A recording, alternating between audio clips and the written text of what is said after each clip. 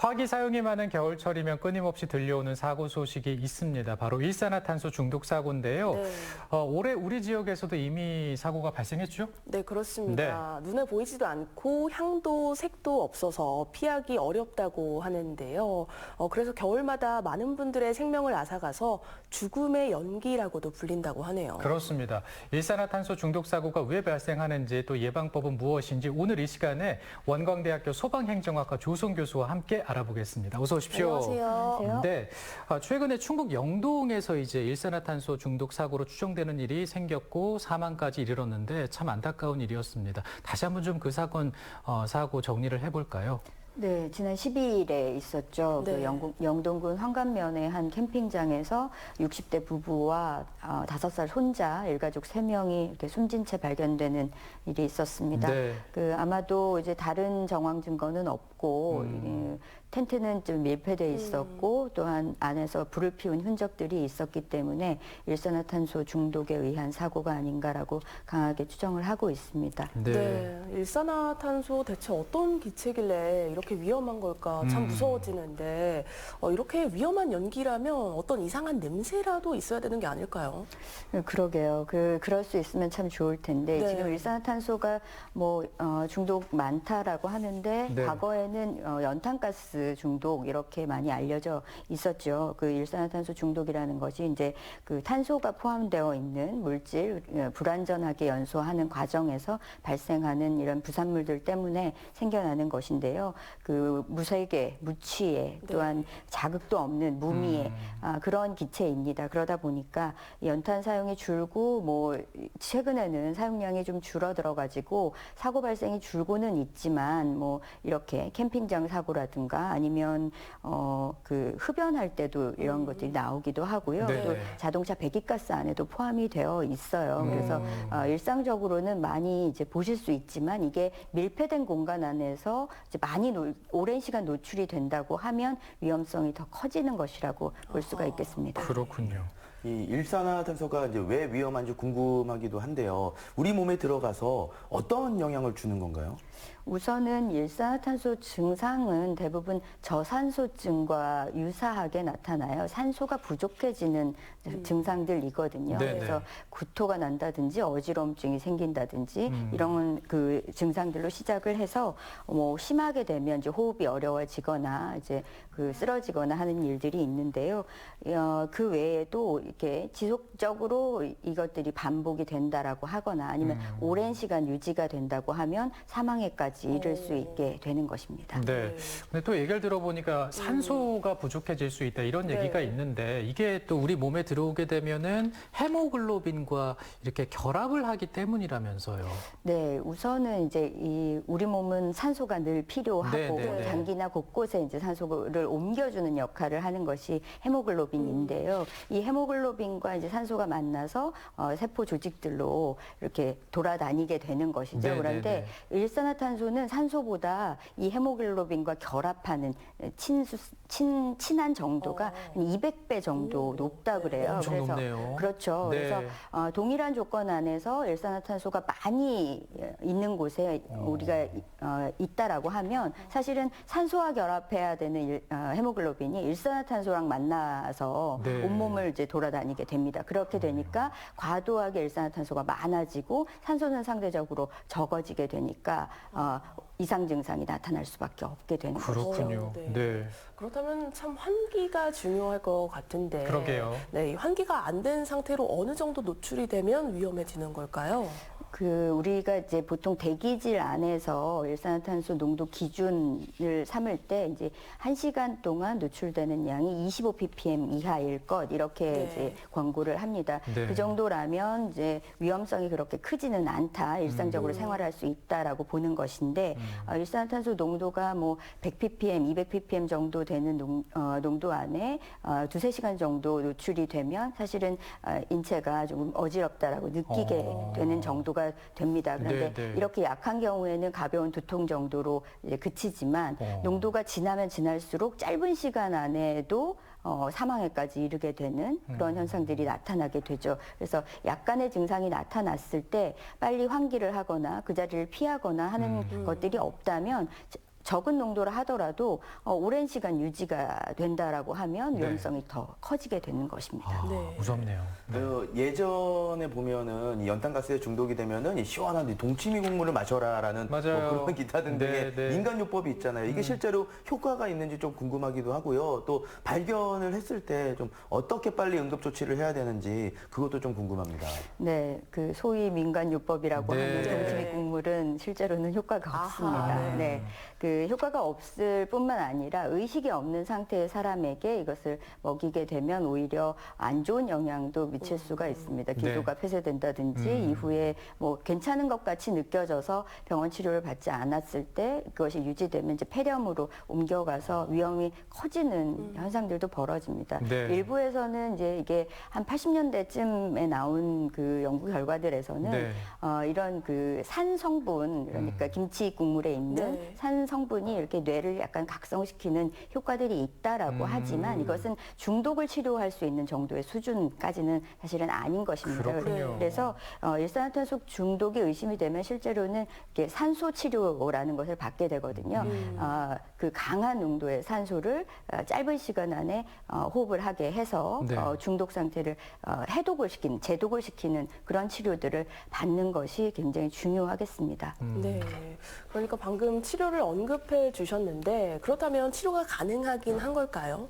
네, 그렇습니다. 이게 산소 치료라는 것이 가장 중요한데요. 네네. 우리가 경증의 경우에는 이제 100% 산소를 이렇게 재호흡 없이, 그러니까 내뱉은 공기를 다시 흡입하지 않는 깨끗한 상태를 유지하면서 마스크를 이제 그런 마스크를 착용하는 걸로 치료를 하게 되는데요. 네. 조금 더 심한 경우에는 이런 이제 대기 상태 안에서 헤모글로빈 그 일산화탄소 헤모글로빈 수치가 반으로 줄어드는 이제 반감기라고 하죠. 그 반감기 시간이 5시간 정도 필요해요. 그런데 이렇게 산소 치료를 받게 되면 그 시간이 1시간 이내로 줄어들게 됩니다. 그리고 더 강력한 고압산소 치료를 받게 된다면 그 시간이 20분 이내로 줄어들게 되니까 그 해독에 도움이, 제독에 도움이 되게 되는 것인데요. 네. 앞서서 말씀드린 것처럼 일산화탄소 환자, 중독 환자가 최근에는 현저하게 줄어서 사실은 네. 병원에서 이렇게 고압 치료를 하는 장비들을 폐기하는 경우가 많습니다. 그래서 혹시 이런 환자가 발생한다고 하면 119에 도움을 요청하는 것이 좋겠습니다. 네.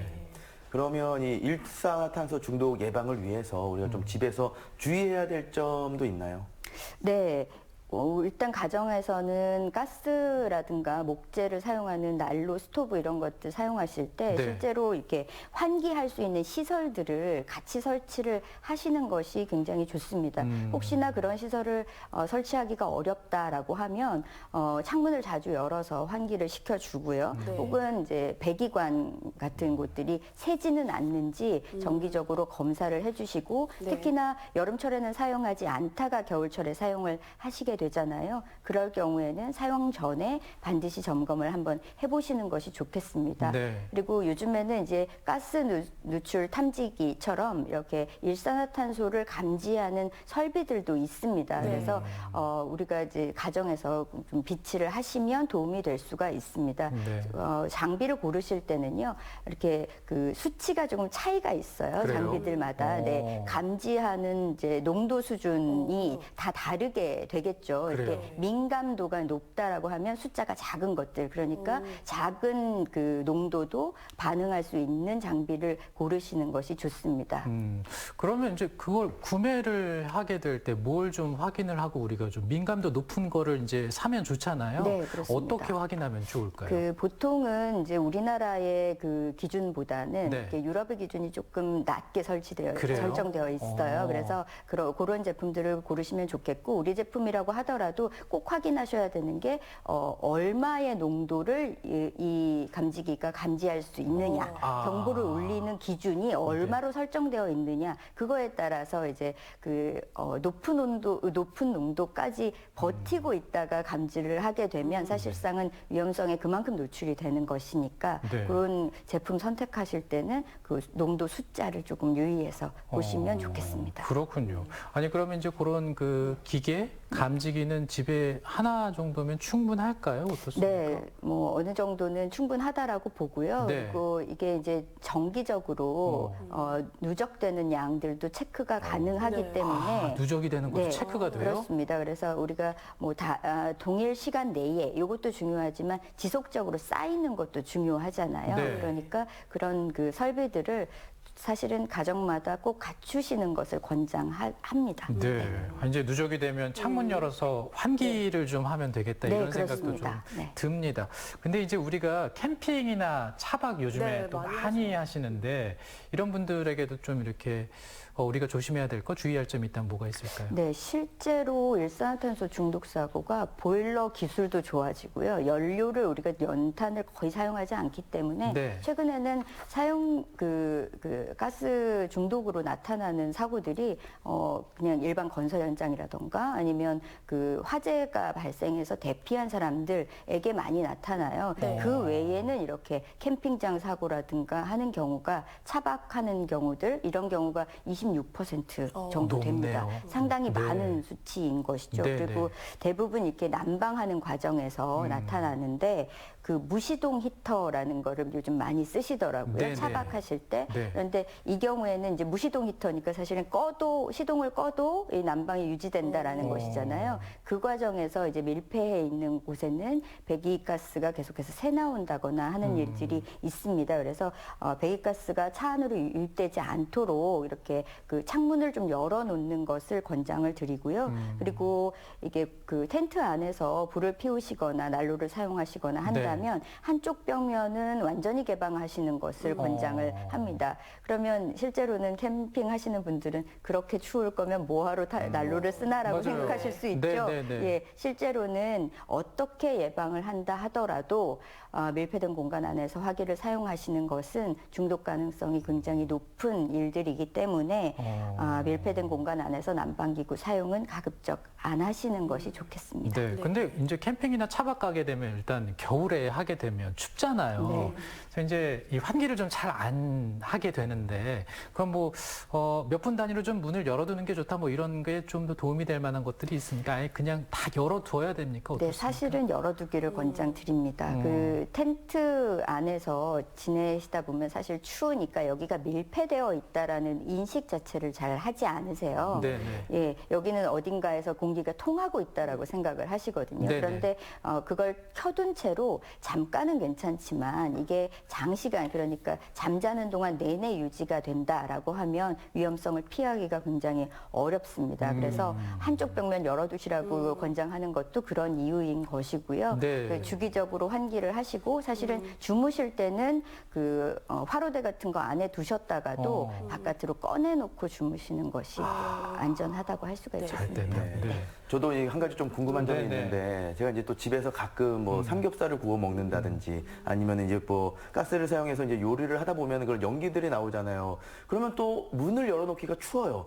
그래서 늘 닫아놓고 먹고 네. 잘 환기를 안 시키게 되는데 이런 경우도 계속 지속이 되면은 조금 위험할 수 있는 건가요? 사실은 뭐 그렇게 고기를 구워 드시거나 네. 조리하는 과정에서 나오는 연기들은 일산화탄소의 위험이라기보다는 이 실내 대기질 이렇게 미세먼지와 유사한 맞아요. 형태의 그렇겠네요. 그런 불순 물질이기 때문에 종류는 약간 차이가 있을 수 있습니다. 하지만 미세먼지도 사실은 건강에 굉장히 좋지 않은 영향을 주거든요. 네. 그래서 환기는 꼭 하시고 안 되신다면 가정에 있는 팬을 사용하시는 것도 권장을 드리겠습니다. 네, 알겠습니다. 겨울에는 좀 고기를 끊도록 하겠습니다.